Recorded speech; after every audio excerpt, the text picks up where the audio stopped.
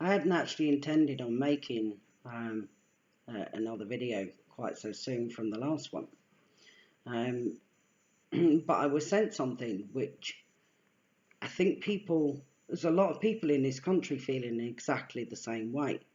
And what I want to do is highlight the way that the way our government is behaving and the effect it's having on the general public of this country. So I'm going to read a letter that has been sent to David Cameron, not by myself, but by a guy called Albert Burgess. So bear with me while I just turn into a headmistress. This is what he sent her. It says, reference hate crime. David, I understand you are bringing in a special law to deter hate crimes directed at Muslims. This is, of course, very laudable. But hate crimes, as you call them, are not common to the English. Generally speaking, we do not do hate. You, with your Scots/Ashkenazi background, is something you would not understand. But I will state it again. We, the English, do not hate. We do, however, reserve the right in law to defend our own people and the country of our birth. Not only do we reserve the right to decide the amount of force necessary to defend this kingdom and its people. This right to kill, if necessary, includes the right to kill those quislings in authority who are failing to protect our people and Her Majesty's kingdom. Yes, David, it is Her Majesty's kingdom, not yours. The buck stops with the Queen. However, we love our Queen.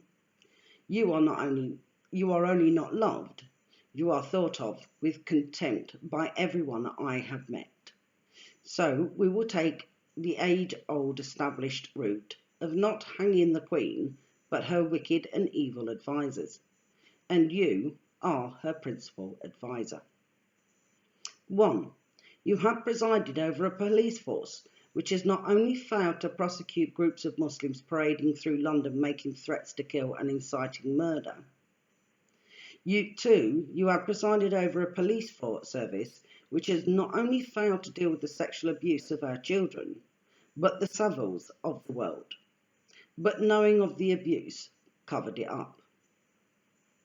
3. You are presiding over a police service which has not only failed to deal with Muslim grooming gangs from one end of this kingdom to the other, not only have they failed to deal with it, they have threatened parents with arrest if they persisted with their allegation. They have actively covered up the grooming, rape and prostituting of girls as young as 11. The reason they did not want to be, was because they did not want to be accused of racism. 4. You have effectively destroyed our armed forces and seem intent on starting a war with Russia, a major nuclear power backed by China, a major nuclear power. And why? So you can remove the only moderate leader in the Middle East. 5. The actions of your government in allowing into this kingdom a religion based on hate, which is diametrically opposed to our Christian way of life, in allowing them the freedom to rape and murder our people, makes you entirely responsible for the bloodbath we will see on our streets before too long.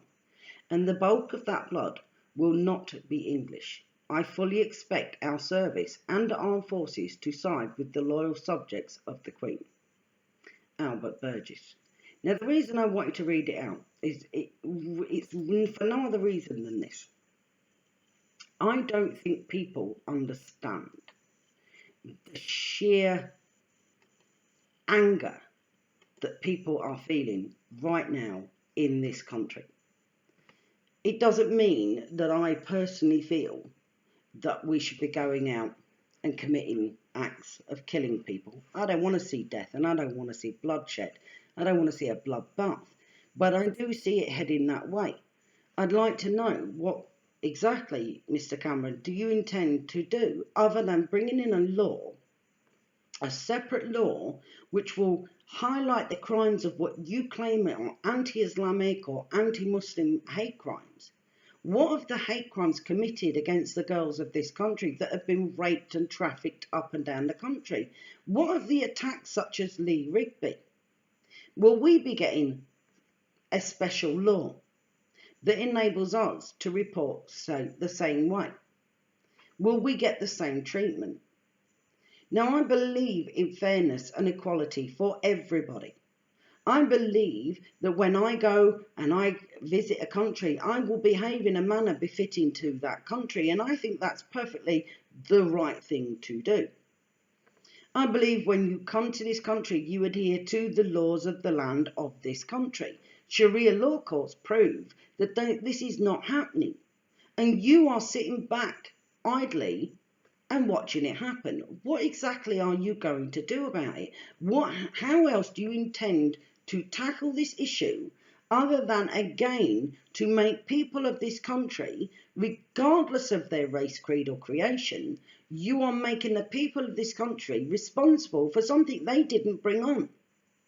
I didn't ask for 10,000 Muslims to turn up in London and protest in moral outrage over a drawing. And I didn't see the same 10,000 out on the streets in protest over the fact that predominantly white girls were being raped. Do you see the double standard here, Dave? Just curious. From where I'm sitting, I see a massive double standard. We then again see today the guy who killed Chris Donald. Chris Donald was taken because he was white and he was stabbed repeatedly until he was dead and he was set alight. In I believe he was from Scotland, a young Scottish lad. And it's the one thing I will say, they acknowledged it was a race crime. Well, yes, because they took him because he was white and that's why they killed him. That's racist. But this man then appealed and won his appeal to go to court because he claimed that being in solitary confinement for the length of time he went against his human rights. Now, whilst they agreed it went against his human rights, they refused to give him a payout. Well done. However, how much did that court case cost? How much of taxpayers' money paid for that man's legal aid? For the use of a courtroom? For the use of the judge? You say that he made nothing out of it. Yes, he did. He again wasted taxpayers' money. When you take a young man and you butcher him, just as Lee Rigby was butchered, Chris Donald was butchered. When you do that, you lose your rights to your human rights. Now, where does this Human Rights Act come from? That's right, it comes from the great old EU, the Court of European Human Rights. Well, we had laws in place long before we were in the EU. But as I said the other night, this whole thing goes back to the 1920s and the 1970s. For how much longer are people going to sit blindly, unaware of what it is they are supporting? You are supporting and actively are trying to achieve losing the right to self-govern, the right to our history and our culture to be taught in mainstream schools. Our children are taught of every religion except the religion that is the religion of this country. Now, I am not a religion person. I do not have a religion. I was never christened. I am an atheist. I don't believe I need a God to be a good person. But I do know that my values come from my Christian heritage. They come from a Christian culture. Again, we're constantly bombarded. What culture? Well, if any of you bothered to do any of your history, you'd see that we are an amalgamation of people, but inherently in the heart, we're roaring English lions. That's what we are. We have Brussels making decisions left, right and centre as to what we can do, how many people we can take into this country. And I had a conversation with a really pleasant lady the other day on the phone. And I said to her, She wanted to know why did I have such an issue. And I did put it to her. If I came to your home with 20 people and I said to you, I know nothing about them. I don't even know where they've come from, what country they've come from. I don't know if they've committed any crimes such as rape, theft, burglary, murder, incest, beheadings. I don't know. But I'm asking you to open your front door and let them all come and live in your house. And while they're living in your house, I expect you to put your hand in your pocket to feed them, clothe them, house them, and basically support them. Would you let them into your house? Pretty certain if somebody came with 20 people outside my house that they knew nothing about, who had no documents to even prove who they were, could not prove that they were in dire needs or in desperate need, would I take that 20 people into my house? No, I wouldn't. Well, that's what you're asking us to do, Dave. You're asking us to take in people that we know nothing about, that have discarded passports. You are asking us to open our door to potentially, note the word potentially before everybody jumps on and says, some of these are refugees. I know that some of these are genuine refugees, but can you separate the chaff from the wheat? Because I don't think you can. Are you able to turn around and categorically state that that person has come from that part of the country and has no criminal record of any kind? I don't think you can. So you are asking us to take in potential murderers, rapists, burglars, probably pronounced that one wrong, but you're asking us to take them in and run that risk. There's a very small town, I watched it on a programme the other day, and it's split down the middle. 43% do not want any more immigration in this country. 50% said we'd take them into our homes. And as I said to her, take a look at the people who are saying, well, we've got our homes and we'd open our door to them. Yeah. And I'm sure that with your beautiful houses, and they were very beautiful, that you probably have a nice big fat insurance as well. So if your house gets robbed, I'm sure you can afford for your insurance to cover it. Not everybody has that luxury. But you also can't replace a child. So if your child gets killed, and you go, yeah, but it was only one of the 20. One too many then, wasn't it? If a girl gets raped by one of the 20 you've taken in, you still say it's one of the 20. I wonder if these people who are saying all this, were it your daughter's raped and your daughter's trafficked and your daughter's called white trash, or your daughter's forced to accept phone calls from wives of men whilst being raped, which is what was done, would you be so willing then? I don't think you would. And then just to end on a high note, I suppose, I noticed the launch of the film Suffragettes, and people are offended because, as they've said, white women were wearing t-shirts that said, I would rather be a rebel than a slave. And they were offended because they said, how dare you compare the suffragettes with slavery? So I want to clear this up yet again, because I'm a little tired of repeating myself, but it seems it's the only way you're going to get a message across. So let's get two things cleared up. First of all, I'm well aware that American suffragettes complained that the black community were getting votes where in countries where they weren't, and maybe people want to say that's racist. But I can tell you now, it was white working class women suffragettes of this country that stood up and defended and battled and fought to get slavery abolished.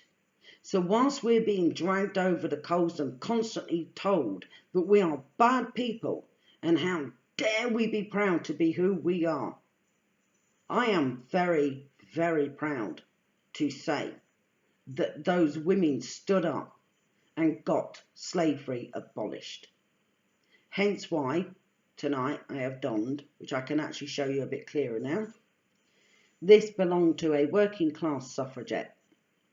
Working class would make them for other working class suffragettes. And somebody had said to me on there was no working class suffragettes. Of course there was working class suffragettes. Do not be such a numbskull. Would you think you just had half a dozen rich girls? Don't be so ridiculous. Try looking into the history of them a little further. And they did stand up for the rights of women in this country. And we are watching politicians ignore that very historic fact. And that's something that I believe that every man, woman, child now needs to stand up and recognise. There is a new era of the suffragette, and they come in the form of men and women alike. It's not an all women's thing. And ending on, there's a page I was checking out, I believe it's called Class Wars. They claim that they are feminists. Let's get this right. You're not feminists. You are feminazis. You hate men and probably hate yourselves, if truth be told. But you sure as hell are not feminists. You're on there and you're upset over a movie, or you're upset over the Jack the Ripper cafe that's opened. If you want to be feminist, stand against female genital mutilation, stand against the right to beat your wife, stand against the right to rape your wife because there is no rape within Islam. Stand against child marriage. Stand against grooming. Stand against young girls that are being targeted for being predominantly white and targeted by predominantly Pakistani men who are raping them, trafficking them and torturing them. In short, the word beast is an acronym. Stands for barbaric, extremist, aggravated sexual torture. Stand up against that. If you cannot stand up, take your class wars and shove it royally where the sun does not shine. You do not speak for real feminists like me. And you never will. So on that note, there's always a cup of tea waiting because I have to wet my whistle afterwards. The last video did really well, and I want to thank everybody, absolutely everybody that watched it, shared it. The video with Patrick Moore, go and find it. It's on my page. Watch it. Realise there's a reason we need to exit the EU. It's the only way we can have a law in our country that we can enforce in this country, that our government will have to enforce in our country. Or stay in the EU and let them flood this country until the point that it sinks under a mass of water and cannot be seen. It is a burden that we, the British and the English, can no longer carry when Arab countries will not take in their own so-called brothers and sisters.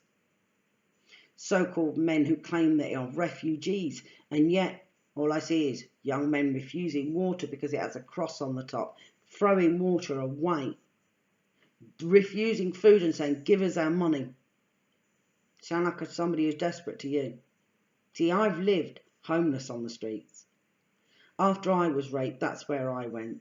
I ended up living homeless. If somebody had offered me water and food, I would have appreciated it. Had I said, thank you very much for caring. I wouldn't have thrown it away and said, don't give me your food and water. Give me your money. You sound like a refugee now. On that note, everybody take care.